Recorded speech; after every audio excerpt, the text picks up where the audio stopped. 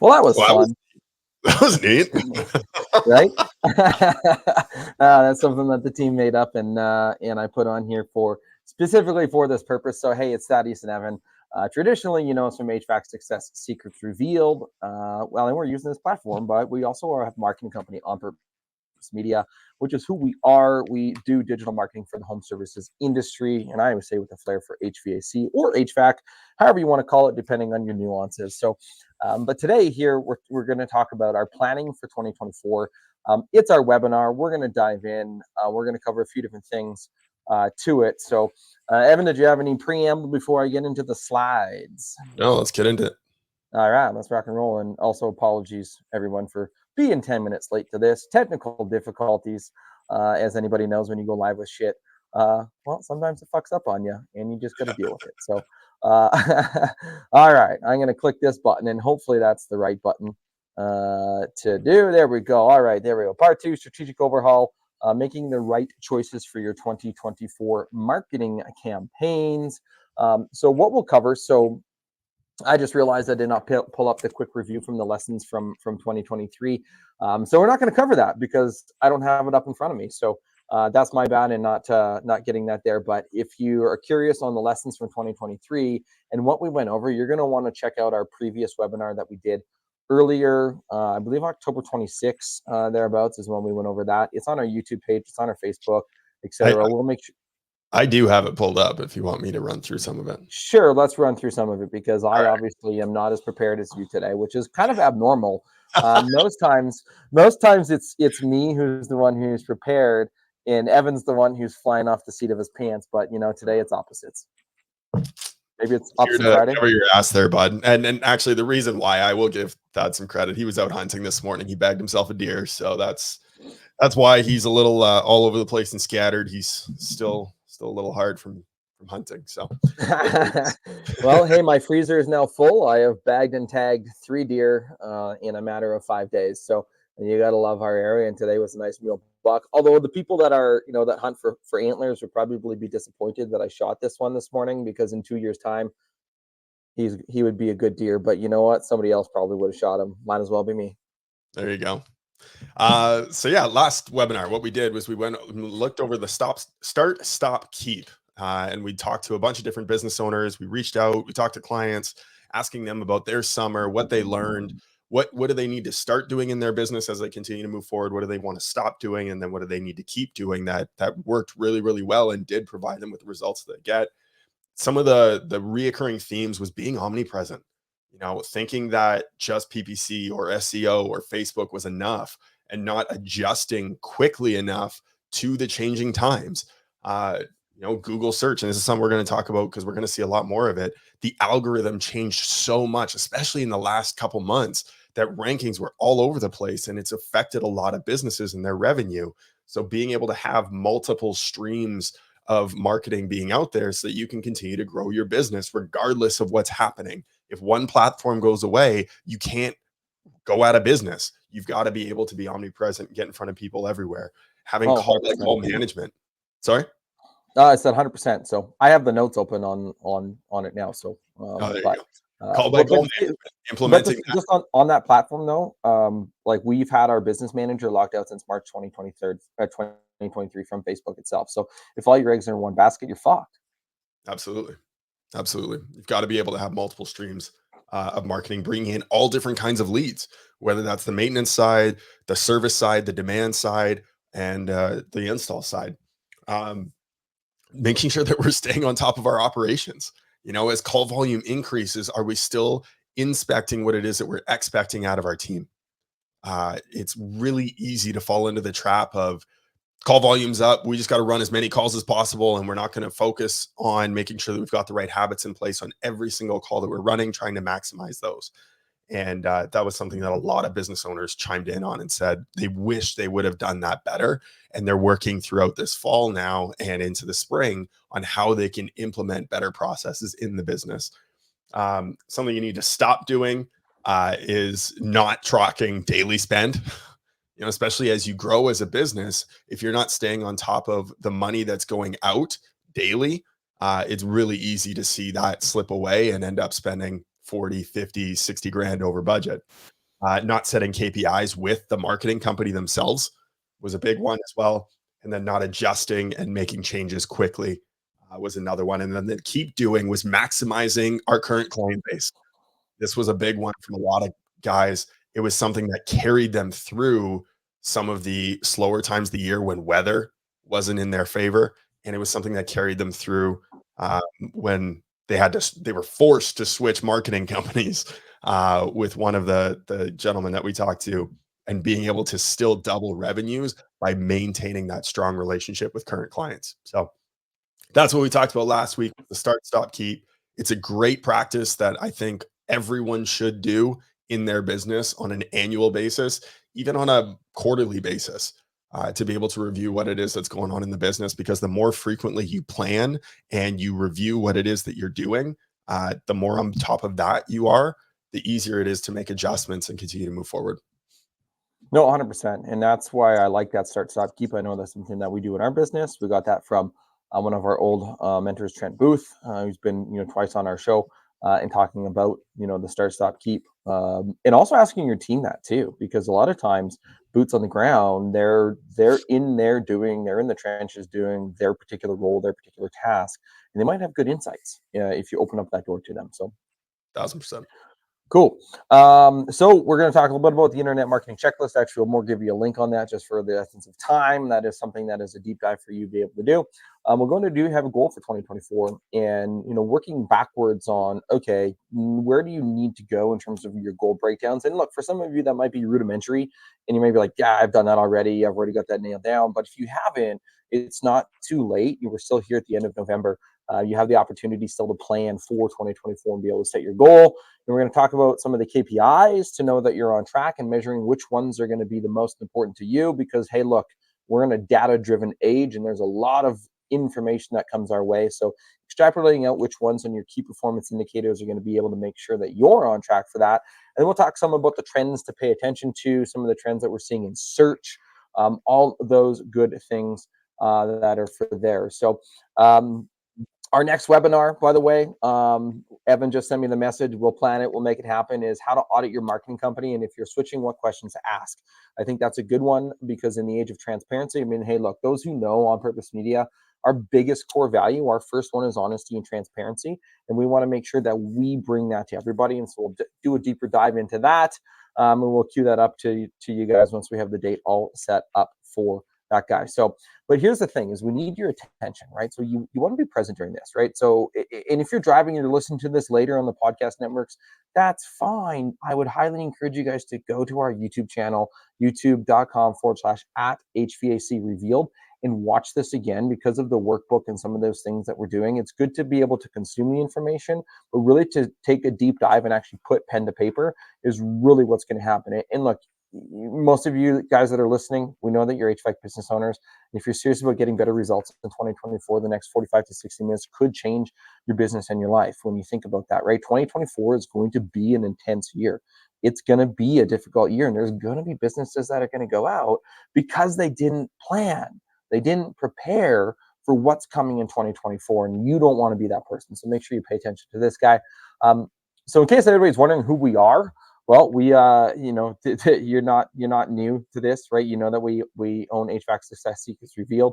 We're also digital marketing experts. I can't see the bottom thing because we have our pictures over top of it.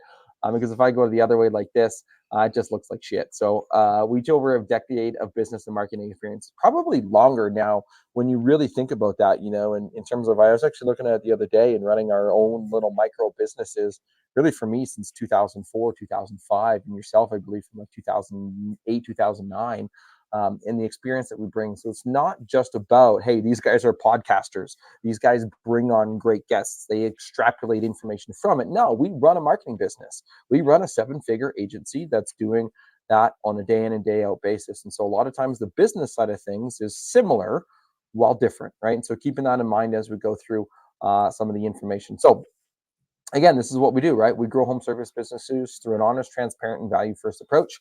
And we've got more core values than that. We have 5 of them. But those are kind of the big ones that really drive us and our business forward. So, but I have a question for you, Evan.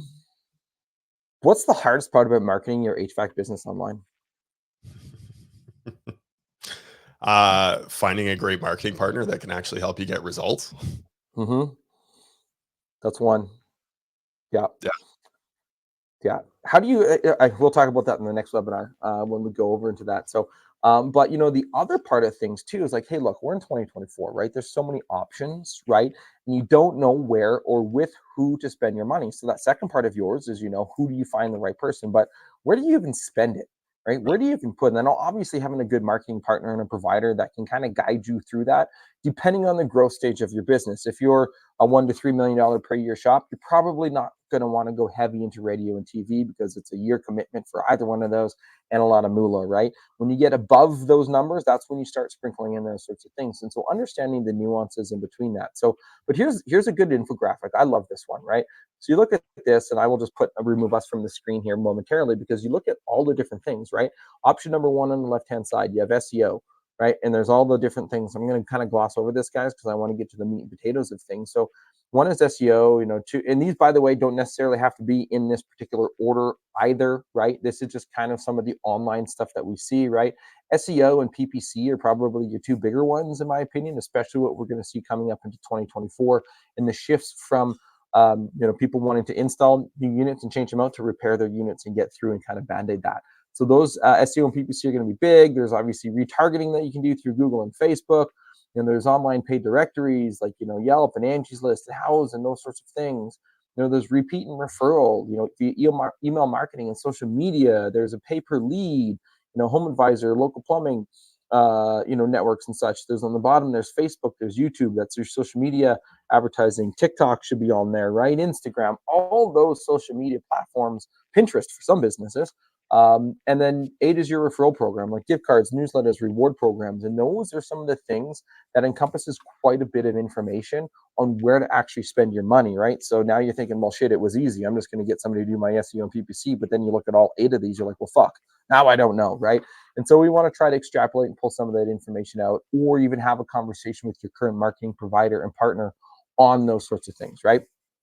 So before we get into this though, and we'll get into, Evan's stuff and kind of the other side of things, I'm a big believer in why are you doing what you're doing, right? Think about that. When you take that, when you look at your bigger picture, when you look at your higher why are you running your business? You're like, well, to make more money. Guess what? You're probably not going to be that motivated to continue to grow your business because the majority of people, like 99% of people, are not motivated by money long term. Short term bumps, sure, right? A lot of the top, like salespeople, are generally motivated by money, but there's usually goals and the achievement that they like more, right? Think about your bigger picture. Is it about your impact, right? Is it about your team? Is it about creating a lifestyle for you and your employees? What is it that's going to drive you and your business forward? I know for us at On Purpose Media, people ask that all the time. Okay, well, why are you guys doing what you're doing? Well, it's about our family, right? For me, it's about my family. I want to be a family man with a business, not a businessman with a family. I also want to have an impact. And I know Evan shares some of these core things as well. The impact. When you think about, if you, for us specifically, right? How many lives can we impact? If we have our team, our internal employees, and they have families, and we take care of all of them. But we also have clients, and we times out on the average of how many individuals our clients have. Well, now you can get up to 4,000 families indirectly or indirectly, or even higher than that, depending on the size of the marketing company, right? 5,000, 6,000, 7,000 families that are impacted by the work that we do. Now, that's a big why. That's a big motivator. At least I know for me, and I know I'm putting words in Evan's mouth, but I know that's a large part of his impact and his why, right?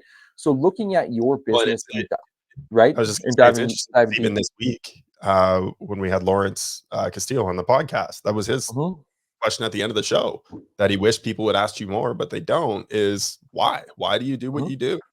Right. And again, it's for him, it wasn't about legacy, but it was about people still. Right. And making sure mhm, that you're making that impact on people. mhm. When it becomes more than just yourself, it makes it a lot easier to get out of bed in the morning. I would agree, because if it's just about you, mm, I would sleep in. And I got 2 young kids, so sleep sometimes is a premium at our household. Absolutely. All right, so we're going to quickly go through this. Get your copy of the worksheet. So this guy here, and I hate bit.ly links, but you know what? When I was doing this, it was just quicker, faster, and easier to be able to do bit.ly links. So if you head on over to bit.ly/OPM plan 2024, it's going to pop up a checklist. And so I believe Evan is getting that guy ready to share on his screen. There we go. So he has the planning for 2024 internet marketing checklist. He's on a very big monitor, so that is very tough to see because it's very spread out, but all good. We will make her work. So, there we go. Zooms in. Um, so obviously, goal setting for 2024, the number you want to hit, how to find them, the 3 fundamentals of marketing success, how to optimize your websites for conversions, I should say in 2024 and beyond.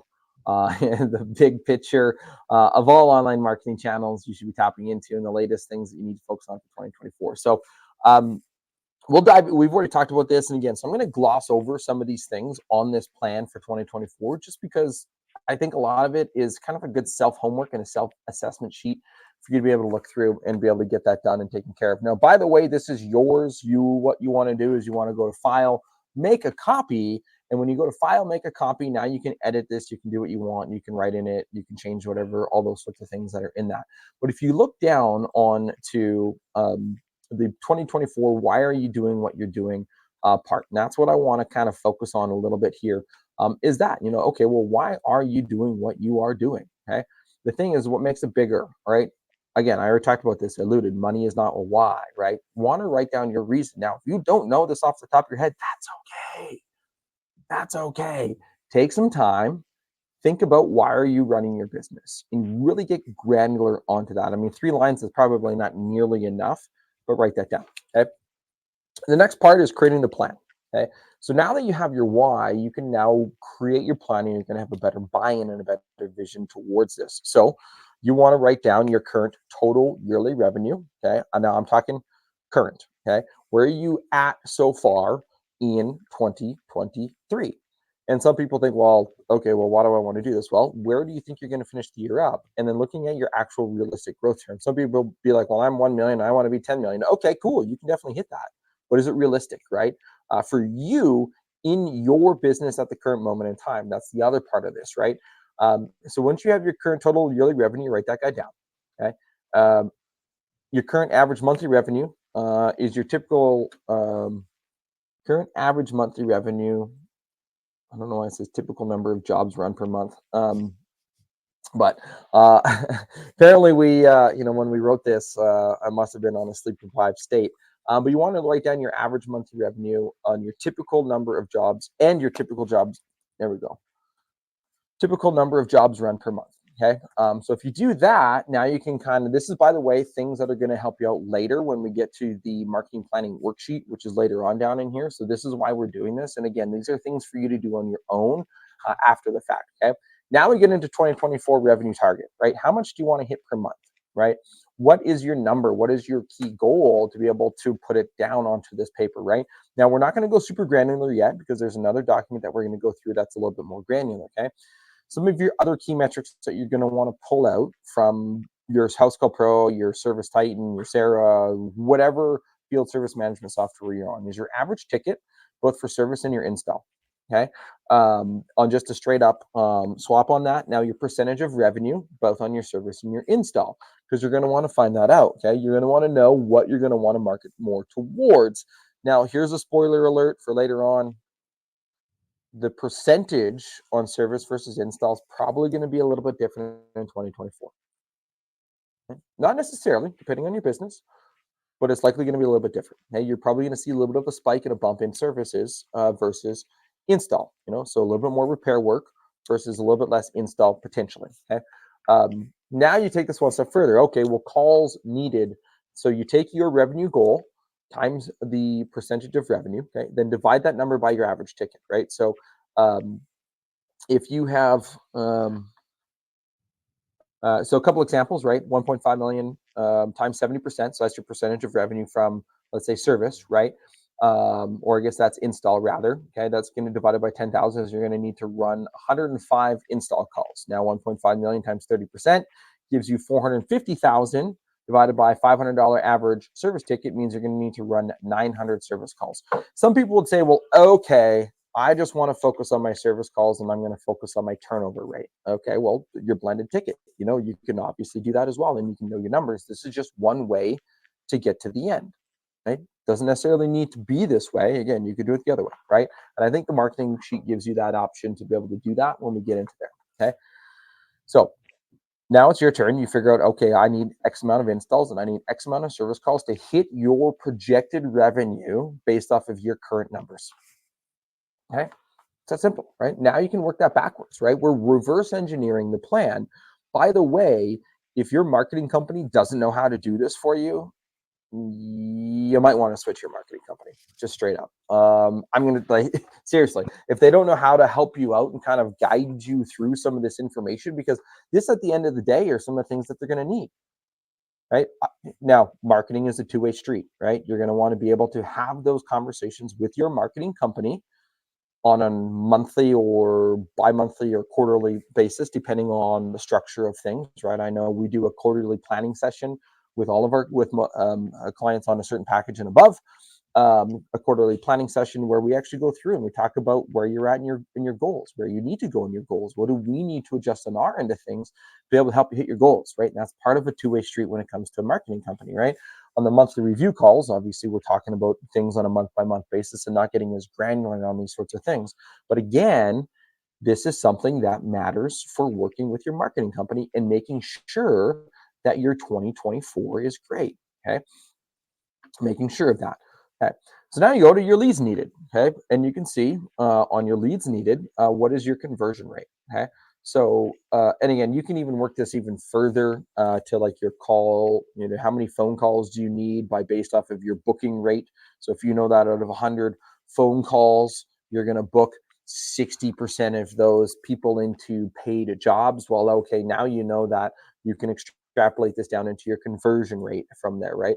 So if you have a 30% conversion rate, you installs needed is 105 times 0.3 is equals 350 install leads needed. If your service calls needed is 900 times the 30% conversion rate, you're going to need 3,000 service calls, leads needed in order to be able to get into your goals. Now, the biggest thing that you can do internally on your business to be able to help your planning for 2024 is get good at booking leads into calls or into tickets, right? Into jobs. If your booking rate from your CSRs isn't that great, that is one. Just think about this. If you went from 30 to 60% booking rate, and I know that 60% is possible. We've talked to people that have. We've had them on our podcast. Right? If you went from 30 to 60% booking rate, you've essentially doubled your at-bats without changing a single thing on your marketing front. You're Now, still when you getting the say same amount of 30, phone calls. hold on, when you say 30 to 60%, are you talking total call volume or potential book leads, or what are you basing that number Potential off? book leads. So if you have 100 calls that come into your business and you're able to book 60% of those calls versus 30% of your calls, and I'm using rough numbers here, guys. Like I'm not going deep into the granular side of things. Not necessarily our expertise. I just know from having a lot of conversations with business owners and guests on our podcast that if you can take 100 calls into your business and you go from a 30% booking rate to a 60% booking rate, even if you go from a 30% booking rate to a 50% booking rate or even a 40% booking rate, you're getting more calls on the board just internally. Okay? You can have the world's best marketing. Your plan for 2024 could be off the charts and you could have leads coming in galore. But if you suck at booking those people, when they call your business, you're never going to hit your goals, guys. Right? We had Ryan Redding. We talked about that in extent on the podcast, right? Because he's also a fellow marketing company, right? It's one of the biggest frustrations of being a marketing company here, guys, is that if we have good results, but internally the operations can't handle the good results, no matter who you go to for a marketing company, you're still going to be having the same thing. Correct. Right. So this is why I like this example and this walkthrough to be able to look at these sorts of things for you and your business. Now you can see, okay, well, here's how many leads I need marketing company for both install or for service call. Now, again, if you wanted to go with the blended ticket route in the turnover percentage, now you just have a total bulk number versus breaking it down onto install versus service call leads. What do you qualify as a lead? A qualified lead? Hmm. Well, that's a very debatable topic, depending on who it is. In my opinion, a qualified lead is somebody that is actually put their hand up to be able to say, "Hey, I need your services." Right? Facebook is probably one of the biggest culprits, in my opinion, of having unqualified leads come your way. Okay, or Correct. just people that they're tire kickers, they're window shopping. They see an ad come up on their Facebook feed of, "Ooh, new AC unit." Okay, great. Well, I'm going to submit this Facebook form, and then you call them 3 to 5 minutes later, and like, what form? Or usually 3 to 5 minutes later, they remember. It's the folks that call them like 1, 2, 3, 4, 5 days later, and they're like, "What Facebook form are you talking about? I didn't fill out no form." Those are the dead leads, right? Absolutely. Traditionally, on if they're landing on your website, or they're coming through your Google business profile, or they're coming through Google Ads, they're generally a more qualified lead that says, "Okay, I'm here. I need something. Let's have a conversation," right? And And they're this was something actually that somebody who's respondable. yeah, the episode we did with Zach Garside from Power Selling Pros. This was something that he talked about, and he's like, "Look, all we base our numbers off of is, do they live in the area, and are they asking about a service that we provide? If they ask those two things, and that is now a qualified lead, right? Mhm, Um, Even on Facebook, even if they say they raise their hand, but then they put it back down again, and this is something that Grant Cardone talks about. He's like, I'd rather have someone raise their hand than not know me, because at mhm, least now you have their information. They could say, "Hey, you know what? I never did that. I don't know who you are. Leave me alone," because you were late to follow up with them, mhm. but you still have their information. Well, and here's the other part too about that. Actually, it's funny that you mentioned that. I was just having a conversation with Jordan Harrison, and he referred us in our own Facebook group, which I like, even though we don't do Facebook ads anymore as a marketing company. But he's like, yeah, Facebook ads are tough because it's a 3 to 6 month branding play, and a 3 to 6 month play to be able to get the branding out there, be able to hit them on a warm stage so they remember your company. The other part of that is once they do submit that in, okay, well, what's your nurture sequence? What's your nurture campaign? And then like a lot of times on the operational side of things, guys, is that you get this lead and you're like, oh, thanks for the lead. Oh shit, they didn't answer the phone, and you discard that person after a couple days. Oh, why don't you follow up with them? Right? It's the same thing when somebody calls in to the business, and if you're fully booked for a week and you say, oh, I'm sorry, I'm fully booked for a week, we can't get to you, without even grabbing their information first. Grab their information first, right? Get their name, get their phone number, get where they live, get their area, and then you say, "Oh, it turns out that in this area we're booked out, and there's better people that phrase it better. I'm going short form on this." There you get their information and you say, "Great, we're actually booked out till next week. We can get you in then." But if they say no, well, hey, you've got their information. You follow up with them in the shoulder season and just see, have a conversation, right? Chances are you'll be able to get them in. Hey, this is Thaddeus from Beaver Air Conditioning. Just wanted to follow up with you and give you a quick call in regards to your fall tune-up, because you had called us this Hmm. summer for an AC repair. We've got times available on Tuesday at 2 or Thursday at 10. Which one works better for you? Hmm. There you Great. go. That's your in. Cool. Uh, all right. Oh, I'm gonna go to, what did that view? There we go. That's the view that I want. So coming back to that. So here's the thing: are those numbers realistic? You must be committed. You must want it. You must be tied to your higher why, and you must take action. Right? Don't let this plan go to naught. For your ideal customer, I'm not going to go over this. Okay. Basically, list out their demographics of who you want. Paint a picture. Get granular. Create a name for them, right? List out what their pains and frustrations are, list out what their fears and implications are, list out their goals and their desires. Okay. Homework for yourself. And then you also want to craft your message, right? If you don't have this is also good to know, right? Again, answer these questions on your own, take the thought process and go with it. Why should someone choose to do business with you versus the competitor? What benefits do you offer your target customer avatar to resonate with? And what are your core values, right? That's going to help. Send these to your marketing company because that's going to help out with their things. All right, building their budget. Did you want to quickly get into that guy, Evan? Yeah. So there is a link on here which takes you over to the budgeting sheet, which I think I got to do that, do this, and share screen. And ta-da! There we go. So this is now a worksheet. So once you've got all these numbers planned out, you've got your goal for the year, you know what you want to go after. Now you can start plugging these into a budgeting calculator. And some of those calculations that Thad did, they're built into this as well. So if you look at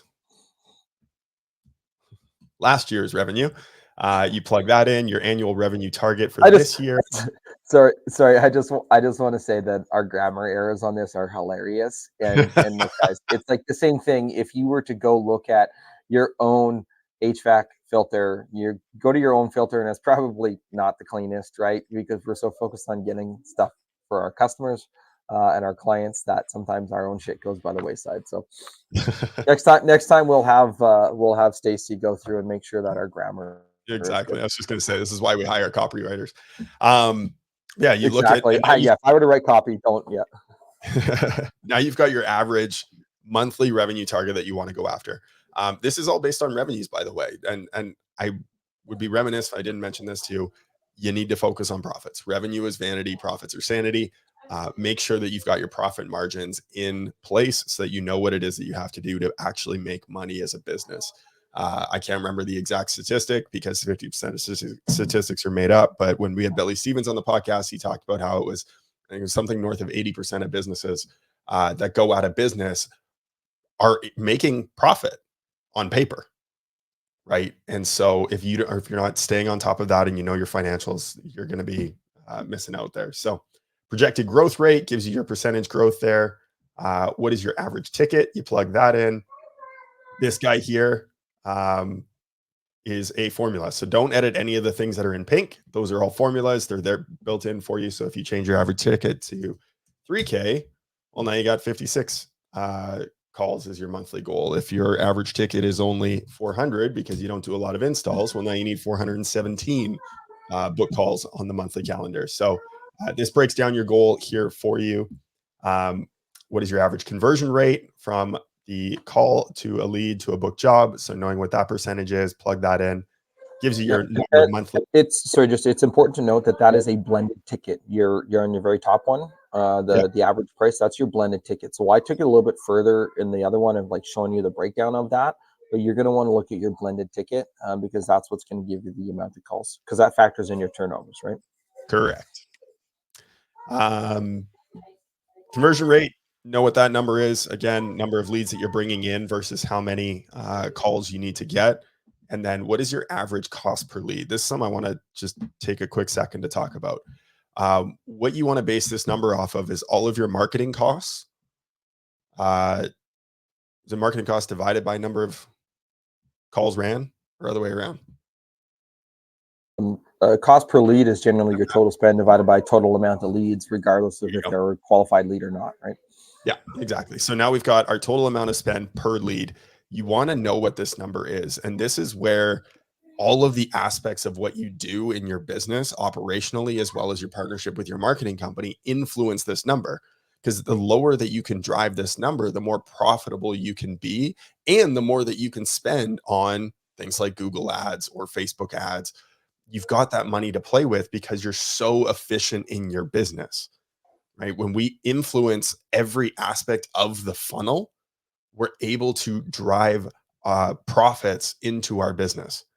I was having who was the conversation we were having with on the podcast where he talked about, I think it was Shauna and Josh, where when you're trying to grow by 30%, it's not that you need to grow your sales by 30%. You need to grow each aspect of the funnel by 2%. Mm-hmm. Right? If you can get 2% better at following up with a lead the second that it comes into your business, you're going to drive up your booking rate. If you can get your actual calls booked up by 2%, you're going to drive up your booking rate. If you keep 2% more calls on your calendar and not let them cancel on you, you're going to drive up your calls ran and you're going to drive up your profits. Getting 2% better all the way down, getting 2% better at your turnovers, getting 2% better at your average ticket, getting 2% better at your closing ratio. It's a lot easier to increase your business by 2% in every department than it is to grow sales by 30. So make sure that you're spending the time to focus on all of those things. So now you've got your average cost per lead. This page here breaks down the month because let's face it, February is generally a pretty slow month for just about every home service business. I don't care if you're in plumbing, electrical, solar, home maintenance, and handyman work, HVAC, it doesn't matter. February is generally a pretty shitty month, and it's slow. Why? Demand is usually mediocre in most parts of the US. And people are now paying off their credit card bill that they got in January for Christmas. And so their budget at home, unless it's an absolute emergency, is generally lower. So February is generally a slower month. Let's plan for that throughout our year. So this allows us to break down from last year the amount of calls that we ran on a monthly basis. And then it gives us our projection for this year of how many calls we need to run on a monthly basis in order to hit our goals. So everything in pink, again, it's a formula. Don't worry about it. Don't touch it. Everything in the white columns here, this is the parts that you would edit, and then it's going to give you your projection. You can also break it out by revenue, plugging in your numbers from last year to get to what you did last year in terms of revenue, and then it'll give you your revenue goals for this year based off of a monthly growth plan. Making sense? Clear as mud? Now we get into the fun part. So Thad, when you're looking at recommending a budget to a business, what percentage of revenue of the upcoming year and your goal would you allocate towards marketing? As much as you possibly can. No, hey, look, guys, this is the question that we get asked a lot. How much money should I spend on marketing? Okay, well, how much do you want to grow by? Where's your current revenue at? If you're wanting to go from 1 to 5 million, well, okay, you know what? You probably have to invest quite a bit, right? You probably need to be at 15%, right? If you want to have heavy growth. If you're at 8 and you want to go to 10, okay, well, you probably don't need 15%. You might need more like 5 to 7, right? Depending on where you're at, right? But this worksheet will help you kind of reverse engineer that, right? Generally speaking, 10%, give or take 5. Okay, that's a rough number to look at, right? You look at the Small Business Association, and what their recommendation is anywhere from 5 to 18% of your revenue going back into your marketing, depending on your industry, depending on competitiveness, depending on time of year, depending on growth, right? So it's not just a one size fits all. Sadly, this worksheet is going to help you be able to answer what the actual number is. And it's also not a cost, guys, an investment. Marketing is an investment into your business. It is not a cost, it's not a line item, it is an investment. Oh, it's still a line item on the P&L, but Well, yeah, you know what I mean, but it's not like it's still, yes, you do have to look at it as an investment. You're 100% correct. So in here, you can plug in your percentage of marketing spend that you want to allocate. And we've even got a note in here as well. Yeah, 4 to 6%, you're looking at minimum growth. You're basically looking to maintain what it is that you're currently doing. 6 to 8%, you're projecting for solid growth, especially if you've got a really strong brand. That 6 to 8% is a very it's a more aggressive approach. And then the 8 to 12 percentage, like you absolutely are going balls to the wall. You want to take over the market, and you want to make sure that you're outpacing your competitors, right? When we look at 2024 and a lot of the uncertainties that are coming about, me personally, I'm going to be a little bit more conservative on certain spends than others would be my approach. But I want to make sure that I would still allocate a higher percentage of revenue into a marketing budget that I would set aside in a different account. Also, taxes coming due. Definitely. Sorry, I missed Sarah's comment over there. I think that was in regards to February being a shitty month. yep. But I want to make sure that I've got a little bit of a slush fund that I can deploy at some point for a variety of reasons. There is uncertainty in the economy right now, right? I don't think that we're going to hit that full on crash that some people are projecting and all those doom and gloom people are protesting all over YouTube. I don't think that's going to come. Why? Because 2024 is an election year. And I don't think that they're going to allow that to happen during an election. That's just my opinion. However, if it does happen, that is when the greatest opportunities come for marketing. When COVID hit, What did everyone do? They pulled back all of their marketing spend. What were the best deals available? Everything that involved local news, because everyone watched it and you got the biggest discounts. It was absolutely insane. I talked to multiple local business owners that thrived through the first parts of COVID because they invested heavily into traditional forms of media, because they were able to capture so much market share when everyone else pulled back their spend. So having that little bit of a slush fund to play with when shit hits the fan is going to be very advantageous for grabbing market share, because there will be deals to be had. Warren Buffett talks about it, right? When there's blood in the streets, get greedy kind of idea, right? When others are fearful, be greedy. When others are greedy, be fearful. The last 2 years have been incredibly advantageous in the home services space. Everyone got greedy. Now people are starting to retract and people are getting scared because they don't know what's going to happen. This is the time to get greedy as a business, because more millionaires and billionaires are created during a recession and a pullback than any other time in history. So there's my little rant on that. It's a good rant, and it's accurate. Yeah. It's going to be, I get excited now for downtimes in the economy because there's opportunities. And Um, innovation. yeah, absolutely. So getting back to the sheet, there is a percentage here where you can select, and this is it's in white, so you can adjust this however you see fit.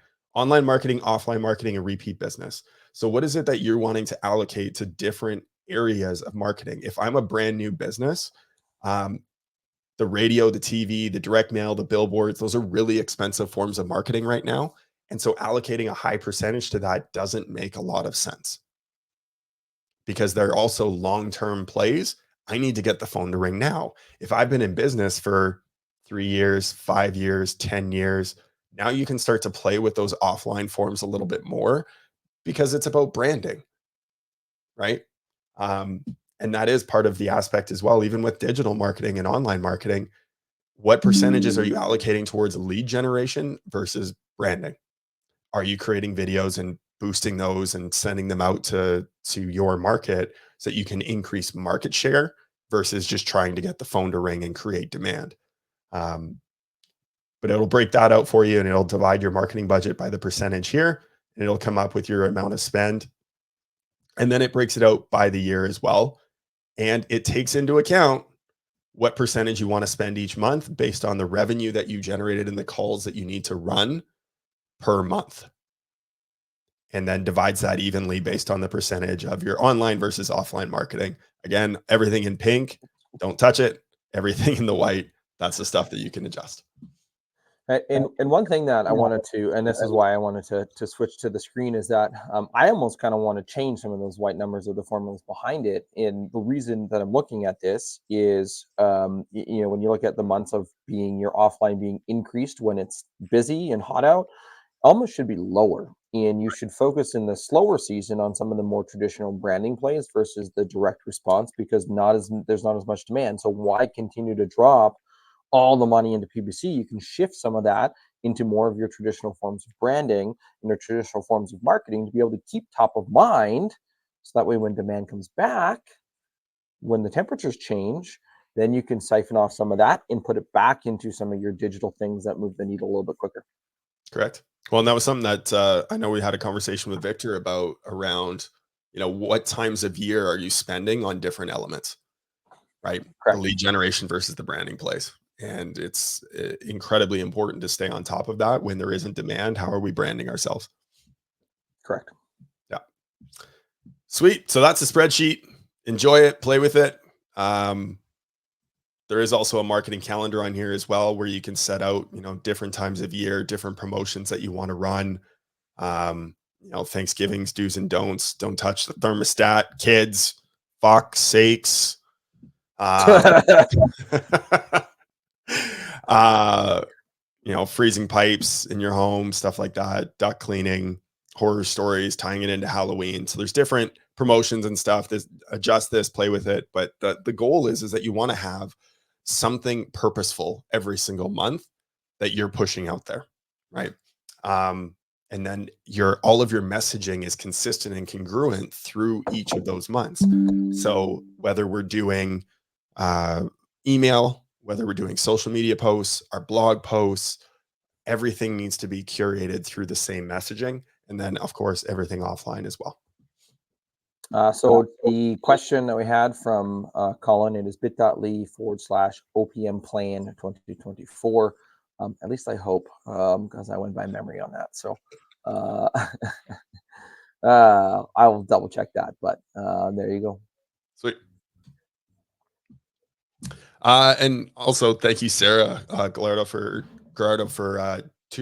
tuning in, because her and I had some back and forth a little bit regarding some of the learning and training that both of us have been doing separately, but just happened to be attending some of the same events. There was an AI generative search webinar that we had one of our top SEO people attending this week. I know you and I were both in an intensive this week as well, where we're sharpening our saw in terms of business owners and being able to get better and look at, how can we continue to improve for clients and provide better results. When we look at the turmoil that's been happening on Google search in the last little while, I mean, think of it this way. Google's trying to do this generative search thing and tie in AI into their search platform. So right now they're beta testing that while still running the old platform at the same time. So that's where there's been a lot of turmoil in the rankings, and why rankings have been fluctuating so much is because they're testing different things at the same time. So having conversations with your marketing company about, hey, why are we down all of a sudden this month and then back up the next month? It's changing by the week in a lot of cases, where we're seeing massive fluctuations there. So being able to zoom out and understand what's happening in that ecosystem is incredibly important, because it's fluctuating all over the place right now. So when we look at AI and how to utilize that in your business, um, are we diving into trends now? Is that what we're on? No, sorry, I was trying to switch that over to mine and it popped up when I was Okay. trying to move yours. So keep going. Are we diving into trends now? Is that what we want to talk about next? Yeah, sure. I mean, you're already there. So, Sweet. yeah, we've done the goal breakdowns. Before we go to trends, what are your KPIs to know that you're on track? Mm, Walk us through. So in that, and so like, okay, now we've done this big plan. You've got your why, you've got your message, you've got your ideal customer, you've got your goals, you've got how much you need to spend. You've got the right marketing company in place, on purpose media. Uh, what KPIs are you looking at now to say, okay, it's May 2024. Well, am I on pace or am I not? What do I need to measure? well, I think first and foremost, it's, are you profitable? Right? Looking at your net profit, looking at your gross profit, did you hit your numbers there? Because everything works backwards from that. Every efficiency on the operations side of the business, every efficiency on the marketing side of the business. Um, you need to know where you're at profit wise. From there, it's looking at, what was our cost per acquisition? What was our cost per call run?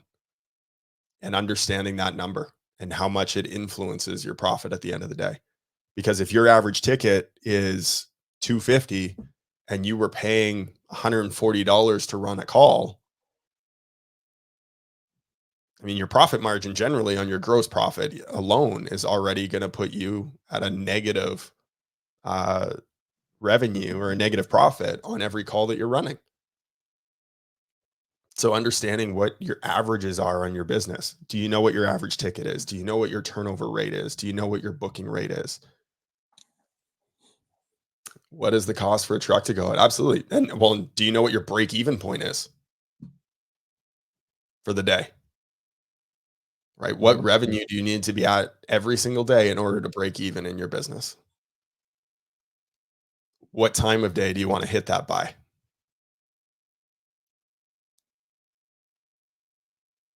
If you know that it's going to cost you $1,000 a day just to run your business, are you hitting that number by 11 a.m.? Making sure that you've got the calls on the board to be able to do that. it's incredibly important to stay on top of those numbers and know what your KPIs are on a daily basis. And then are you communicating that with your marketing company?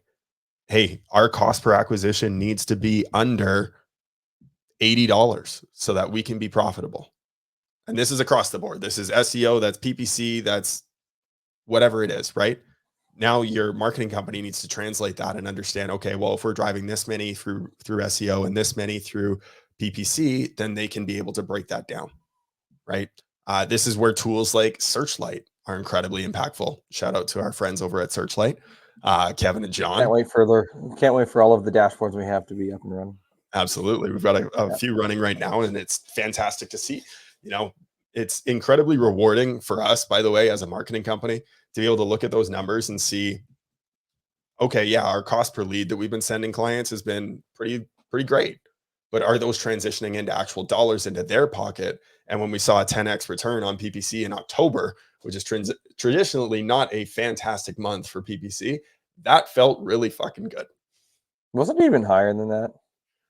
Yeah, it was 1,000 something percent was Oh, the right. Oh, I was thinking ROAS potential. So yeah, return on ad spend potential was like 17 x, and return on ad spend closed was like 11. yeah, yeah, Yeah, just under 11, like 10 or 1,071, I think is what it was. So, and that, yeah, I mean, that felt really fucking good as a marketing company to get that validation back that, hey, we're actually doing a pretty all right job in terms of right. end dollars, right? Um, but knowing what your cost per lead is incredibly important, and being able to communicate that effectively to your marketing company. And are you even breaking it down even further to what is our cost per lead per job? Right? We have some clients where they're really fantastic on maintenance calls, and their average maintenance ticket is $1,200, $2,500 because they're really good at IAQ and things like that, and being able to communicate value. And their turnover rate is fantastic on tune-ups because they're able to take their time, walk a customer through what it is that they're seeing, walking them through leakage in the ductwork, walking them through um, the dust on the blower motor, walking them through how they didn't change their filter for so long, all of these different aspects. And now they're able to communicate that value back to them on why they need these extra things, and building out the perfect system for them. Other clients are not great at tune-ups, so we don't want to pay a lot for those, right? Some clients are really great at repair tickets and being able to turn those over into installs. So when you're able to convey that messaging back to your marketing company, now they know, hey, we're just not going to do PPC on these calls because you're not profitable for them. And even when we bring them into your business, your rehash isn't there, or your follow-up process is not dialed in to be able to get those clients on the board long term. And the LTV, lifetime value of the customer, is not where we want it to be. These are real conversations that we get to have as a marketing company with clients. And it's fun to be able to pick some of those things apart, because ignorance is not bliss. Ignorance is pain. And when you don't know that you're in a raft about to go over Niagara Falls, it's a scary. Canadian side, What's that? the Canadian side of Niagara Falls. Canadian side, exactly. It's more dangerous. It's higher. Um, yeah, it's a scary feeling. So, getting into, did that answer the question? Is there any other KPIs that you would want to know? No, and look, here's the reality is it's not just like a lot of people think when they have a marketing company and they're planning for 2024 and they're trying to hit the growth. It's like, great, I hired a marketing company, and that's good enough. I'm good, right? No. You can tell from this conversation that to take it seriously, you need to have back and forth dialogue and conversations with them and sharing the data back and forth, right? I would be curious more so on a marketing end. So that was a lot of the internal business end KPIs to look at and sort of things. If we're to say, okay, just solely marketing, solely on the marketing side, I've got a marketing company. I know that I'm sending them this data. What are some of the KPIs that I'm going to be wanting to see to know that they're on pace for me to help hit my goals? Well, I mean, on a PPC side, there's specific metrics in terms of click-through rates, in terms of percentages of impressions at the top of search. Obviously, your CPC side of things, that you're not overspending on a cost per click basis. AC repair near me is really expensive in most markets, and in most cases is not worth bidding on. And that surprises a lot of people when we talk about that, and why we don't have that as a keyword that we're going after for them, because it's expensive. Whereas, why is my air conditioner blowing hot air, and writing a little bit more detailed of a post about that, and then converting that into a book call can often comes in a little bit cheaper, right? So being able to be efficient on a marketing standpoint makes a lot of sense. Also making sure you're not wasting money on competitor ads if you don't know how to book those calls. That's something that we see often. I mean, more when we had Johnny Wenzel on the call from Service Titan, or on the podcast, he talked about how, give me a marketing account, give me a PPC Google Ads account, and I guarantee you I'll find at least $1,000 in wasted ad spend on a Mm-hmm. monthly basis. Um, it's scary to think about, and we've taken a look at several prospective client accounts, and that's exactly what they have, right? There's wasted ad spend, and there's leakage that happens in there. So understanding how it is that you can convert a lead from a click to a call is really important. And so aiming for a 30% conversion rate.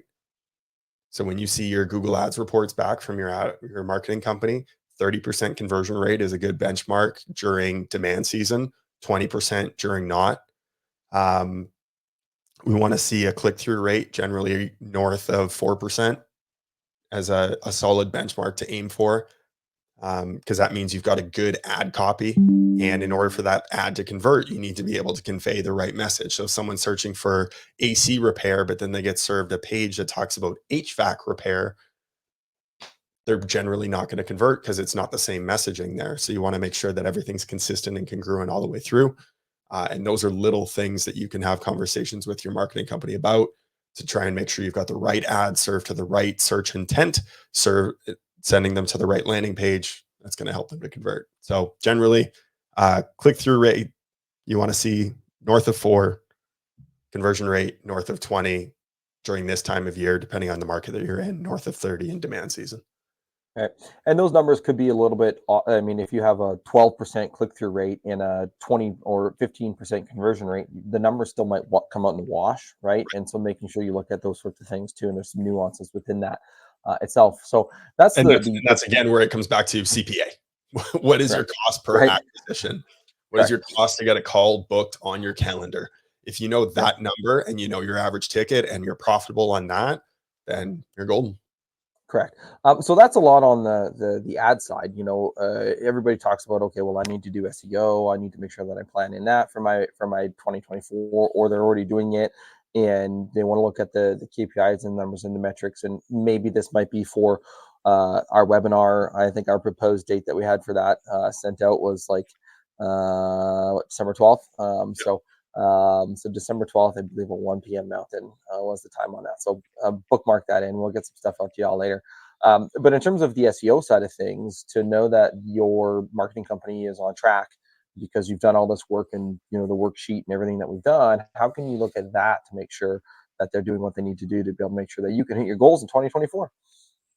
One, I mean, the number that I would look at the most from like an SEO side of things is conversion rate on the website. Are you converting around 6% of total traffic coming to your website into a conversion? Why That's do a I say really great conversion rate, by the way. Like 2 to 5 is is average? average. Yeah. Yeah. And the reason why, just to frame this correctly for everyone, is most of the traffic that comes to your website is through blogs. And blogs can be seen across the nation. Generally, you're also going to get traffic who, even when they're searching for your service, that conversion might jump up to 10 to 15% if they're searching for AC repair. But if someone's searching for your brand name, my air conditioning company, that conversion rate is going to be jumping up now to 20 to 40%. So the more traffic that you can drive from your brand, the higher your conversion rate on your website.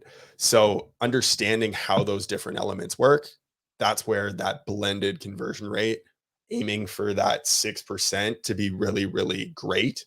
That means you've got a really high converting website.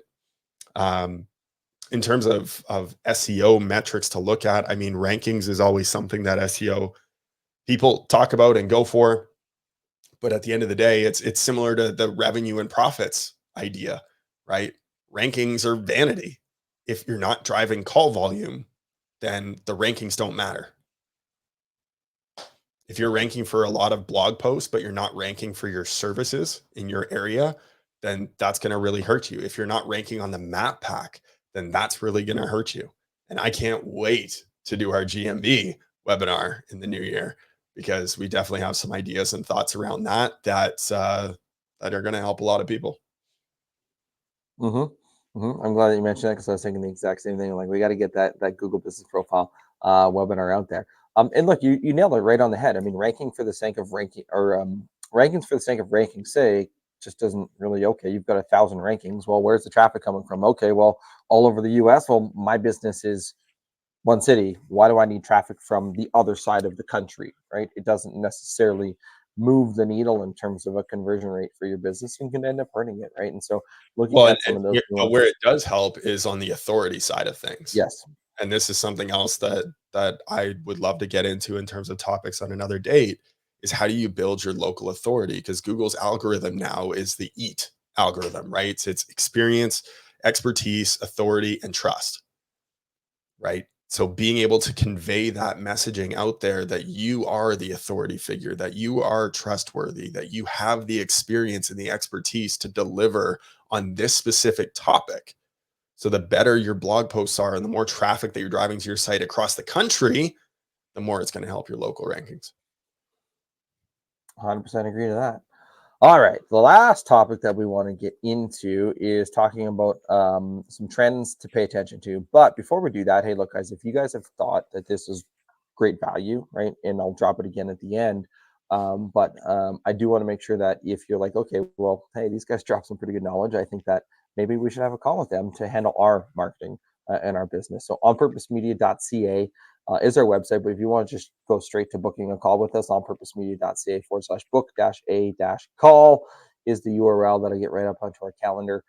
Alternatively, if you want to have a marketing analysis done on your current stuff too, because we've been talking a lot about the marketing stuff, onpurposemedia.ca/marketing-analysis is the other way to be able to do that. We'll look through what you have on the go currently, provide you some actionable intel on how to either do it better yourself or take it to your current marketing company, right? Our approach is honest, transparent, and value first, right? If we can help you help your business, then that's a win for us, and it feels really good, in my opinion. So don't get me wrong, I'd like to have more clients for our business, but at the end of the day, if businesses are growing and they're happy and they're doing what they need to do, that's validation for what we're doing. All right, trends. Trends. What do you see coming up, for 2024 in some of the trends? And obviously, AI is the easy one here because, well, it's everybody's talking about it. Everybody's trying to jump on the bandwagon. Everybody's trying to do those sorts of things. But there might be some other trends. So walk us through what you're seeing on the marketing side, Evan, on some of the trends that are coming for 2024. Right. Well, and I mean, in the spring of this year, you couldn't hop on a social media channel without somebody talking about GPT and how great it is and what they're using it for in their business. And I think that's going to continue to evolve. Um, it, I honestly think that businesses need to start looking at, how do we have a chief AI officer in our business, and how can we leverage this platform to get more efficient in our business. You can use it for training, you can use it for teaching, you can use it to help create content. Um, even I was talking with a friend yesterday. She had to put together like a proposal letter for something, and I was like, well, go to GPT. And then she edited it from there, and it took her 15 minutes instead of an hour. Right. So Mm-hmm. it's little ways that you can look to improve efficiencies in your business. AI is absolutely incredible. And that's why so many companies are looking at, how do we leverage this? And even every software that we use from a marketing perspective, all of them are trying to tie in AI, and they're all pretending to be cutting edge on it, but it's fucking bullshit. Um, anyone that protests to be an expert on AI or generative search, and Sarah had said this actually on her webinar that she ran a little while ago, they're full of shit, because there isn't an expert on it right now. People have their opinions, people have their ideas around it, but hey, opinions are like assholes. Everyone's got one, and sometimes they're full of shit. So, um, at the end of the at I the love end of that the quote. day, it's fantastic. Um, how can you continue to leverage this tool to grow your business and not forget that at the end of the day too, we are in a people business. And it's really easy to lean on tools like this and forget about the people. So, what this tool allows us to do is to buy back some of our time so that we can focus even more energy on our people and connecting with them and connecting with our customers because they are the real people on the other side of it as well. Um, Generative search, it's going to be disruptive. It's going to be something that completely turns the Google experience upside down, and marketing companies that fail to innovate and fail to dive into what this is going to mean, I think are really going to struggle. Um, there was a friend of ours during the intensive that we were on this week where they talked about how marketing companies and marketing agencies, advertising agencies were problem solvers in the past before the internet came around. They were faced with big problems, and how do we overcome these, and how do we grab attention from people in ways that are going to be creative and disruptive. And when the internet came around with Google and Facebook, it made a lot of marketing companies lazy because cost per acquisition cost came way down, and it was real easy to throw up ads and get people's attention really quick. The first ever banner ad was created by AT&T, and it just said, "Hey, have you ever clicked this button?" And it was a black banner with like some speckles on it and just like text with what's it called when the text is behind it too? The shadowing. There we go. Oh, Um like colored shadowing in behind it. It was the worst fucking ad I've ever seen, but it had a 40% click-through rate on a display ad. Today, you'd be lucky to get a 1% click-through rate on a display ad. Um, it had a 40% click-through rate, and it was for AT&T, and it just said, "Have you ever tried to click this button?" It was really funny. But, that's how far internet marketing has come and it has evolved, but how the consumer's experience has changed. So when we look at generative search and what it's going to do, what are you going to do as a business when Google goes from having 10 search options to provide you down to one? They've already cut LSA down from 3 options to 2, right? So what options do you have as a business to continue to grow? How are you going to capture market share? And it's really presenting an opportunity for marketing companies like ourselves to step up to the plate and say, "Hey, we're problem solvers. We're going to figure this out for clients, and we're going to do it in creative ways." I think that video is still going to be incredibly impactful moving forward. Not enough home service companies utilize this, and so it's a great way for you to stand out on social platforms and on Google search, because when people search for problems on Google, YouTube shows up right at the top.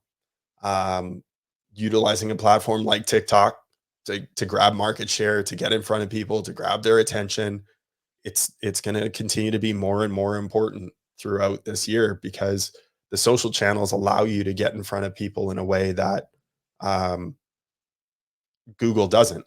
Google is a demand based tool.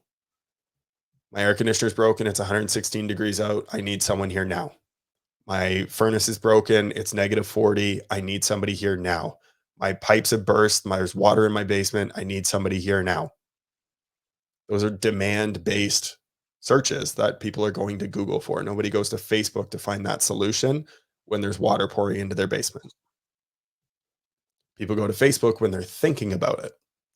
People go to Facebook when they're not thinking about it, which, by the way, is 97% of the population. So when you get in front of people when they're not thinking about it and provide them with solutions and educate and inform, that is going to allow you to get them to look you out and seek you out as the expert in your marketplace. Right. And so those numbers, by the way, what he's talking about is 3% of people at any given time, on average, generally have a problem and they're actively searching for a solution to their problem and they're ready to go right now. Right. Like right now, like he said, it's cold, their furnace is out, it's hot, their AC's done, there's water coming into their basement, or they know that they need to replace them, they're going right now. 17% of people are problem aware and they're researching a solution. Okay? They know that they need to have something fixed and they're in the research information gathering stage.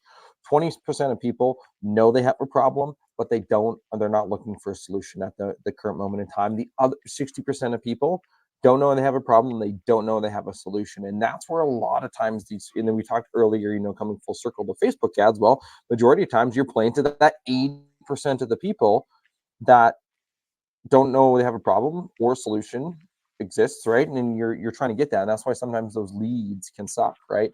So Mhm. just keeping a note on that. One question that I had as you were talking on that, and you mentioned a lot of times connecting with people more, connecting with people more, connecting with people more, right? How in what should a trend be that somebody and let me give you, where I'm coming from on this consumer experience, right? We've had a lot of people on the podcast. We've had a lot of conversations with people that consumer experience is the new battleground, right? That's how you're going to be able to separate yourself from that. On a marketing side of things, though, Evan, how can somebody build that consumer experience, that connecting with people when they're running their marketing plan? Mm. Um, Great question, Thaddeus. Thank you. Yes, I was waiting for that. I've asked a few great questions, but I was just waiting for you to say it to me. Um,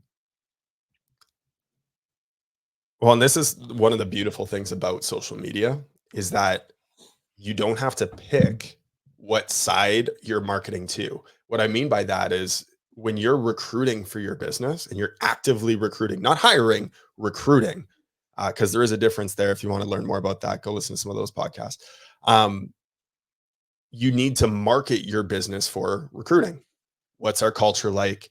What are our people like? What's our expertise? How do we train?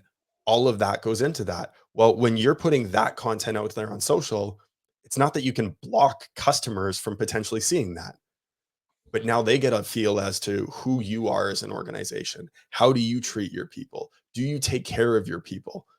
I want them in my house because they take care of their people. If they take care of them that way, imagine how they're going to take care of me. So that starts to paint a picture as to who you are and what you stand for.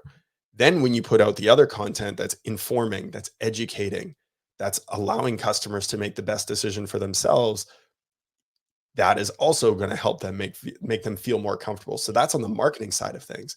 Now the next step is, do you follow through? When they pick up the phone and call you, what's that experience like? When they get the text message that your technician is coming out because it comes directly from your field service management software, and they get an Uber like experience to be able to follow their technician on the app to see them coming to your house, that's showing that you are a top quality organization. When the technician shows up and they put down the mat at the front door and they put their booties on before they come in the house, that shows that you care about the customer. All of these things start to increase your value in the customer's view and experience. So taking a hard look at your organization and secret shop your company. What's that experience like? And maybe it's not you, maybe it's a family member, but from beginning to end, what is that experience like? Auditing that on a consistent basis, especially when call volume's a little bit lower. What is the customer experience like? And then also reverse engineering other companies that you hire into your home, whether it's another home service business, whether it's the cable company.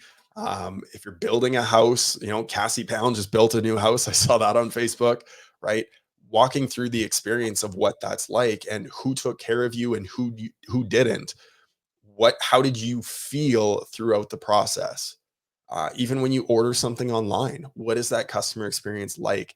Finding those little elements that made you feel really good, and then how can we implement that into our process? Hmm.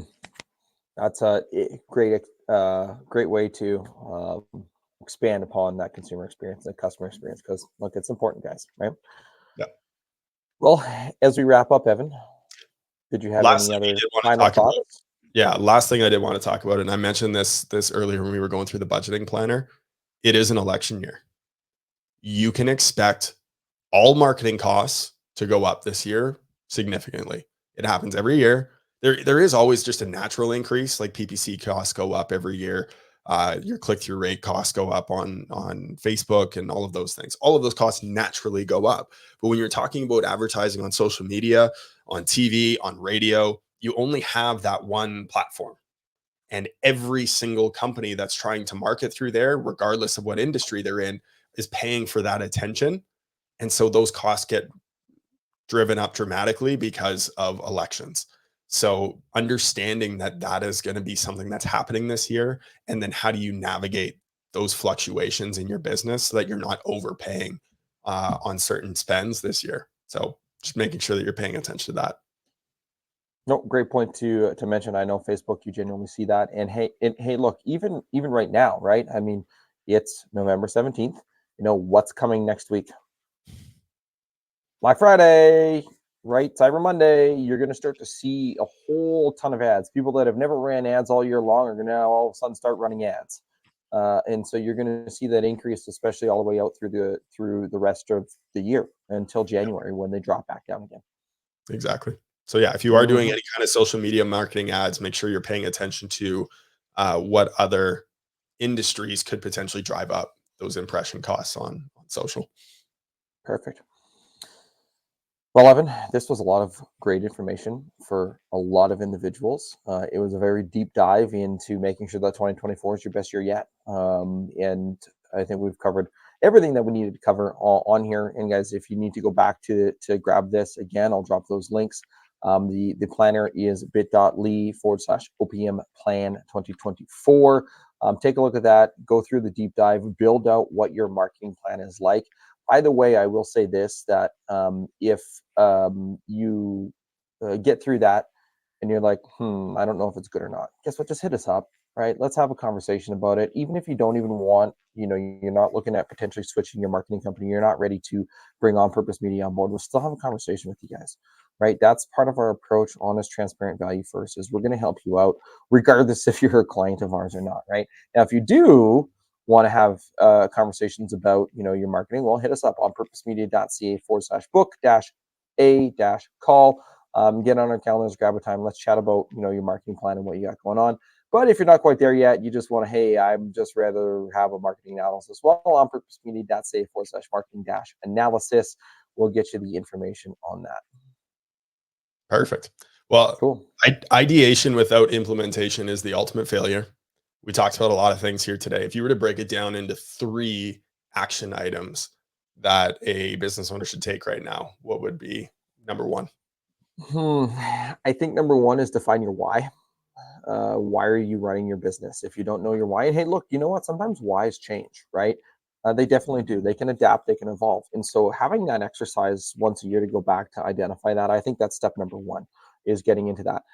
Step number two would be going through the worksheet that we had of the Excel sheet, that I think it's a Google sheet, same, in really planning out, okay, well, what do you want to do in 2024 from a revenue standpoint, and really figuring out your marketing budget, because your marketing budget is going to be a big thing, right? Don't go to a marketing company and say, well, I don't know what I need to spend. What do you think? Go to them with the ammo of what you want to spend on your marketing budget. And the good marketing companies aren't just going to increase their costs magically because you have an insanely high marketing budget. Not how it works. At least that's not how it shouldn't work for it. Then number three is get a marketing partner on board for your business. If you're serious about it, getting the right marketing company on board, our next webinar, December 12th, 1 p.m. Mountain Time. That's noon Pacific, 2 Eastern, 2 Central, 3 Eastern. Tune into that because we'll do a deep dive into, okay, well, now that you have all the, and that should be enough time, by the way, to go through step number one, step number two, and you're like, okay, well, maybe I want to switch my marketing company or hold my current marketing company more accountable. That's where we're going to be able to do that. That would be my 3 things that you need to do today to be able to take advantage of all we just covered in the last hour and 20 minutes. Love it. Yeah. Make sure you're taking action, make sure you're implementing. And if you don't know where you were at and where you were going to, you may end up somewhere you don't want to be. Well, think about an airplane. An airplane, if they are 1 degree off course while they're flying to their destination, they become radically off course. Now all of a sudden there's no airport to land on, and they're fucked, right?